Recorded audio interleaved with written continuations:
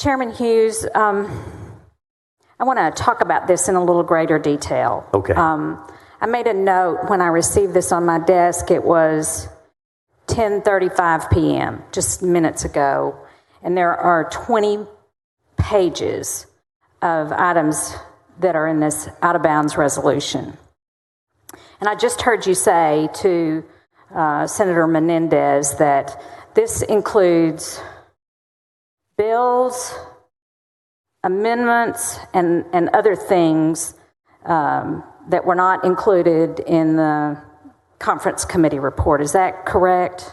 Well, I want to make sure I said it right. So this includes elements that were not in the Senate version of Senate Bill 7 or in the House version. These are all in the conference committee report, but they are included in this resolution because they were not in the Senate Bill 7 we passed or the Senate Bill 7 that the House passed. Right. So these were... They're in the... Oh, go ahead. I'm okay. sorry. So I guess the question is, do you know how many of these are bills and how many are amendments and how many are just other things that were added to the bill? No, Senator, as a practical matter, many of them are pretty most of them are all pretty self-explanatory, but many of them are just put here out of abundance of caution to make sure that people know these specific words were not in either version, though the idea was already there, the concept was there.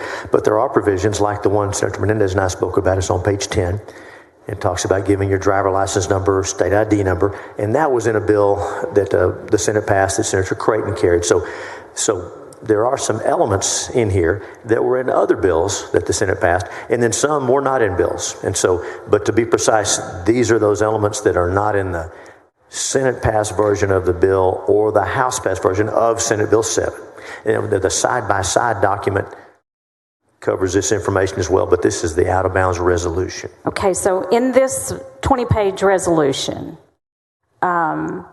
is all the language included in the conference report here or in this resolution, are these items that have been either heard in the Senate House committees or in the Senate committees or the House committees, and were these items all vetted in the public?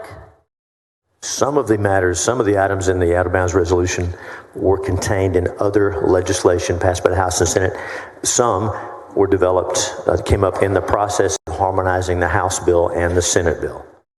And do you not believe that we should be vetting consequential election legislation before voting on it within 48 hours of the end of our session?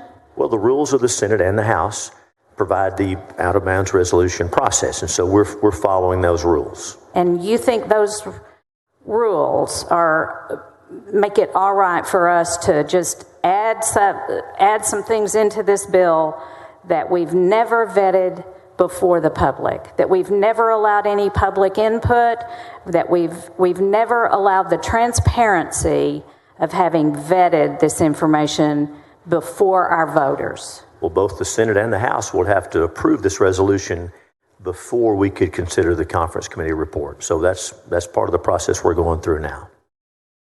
So, I respectfully disagree with some of the elements of that process that don't allow for the scrutiny of many members of the conference committee.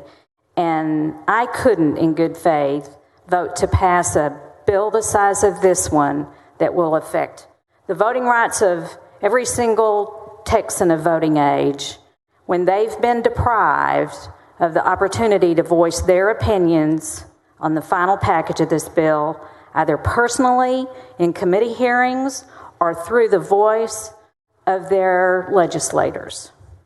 And I fear that a bill like this that refuses to listen to those voices and understanding the beliefs of the Texans that it is affecting has an ominous future for the voters of the state of Texas that will result from the passage of this bill. Mr. Chairman, thank you for your time. Thank you, Senator.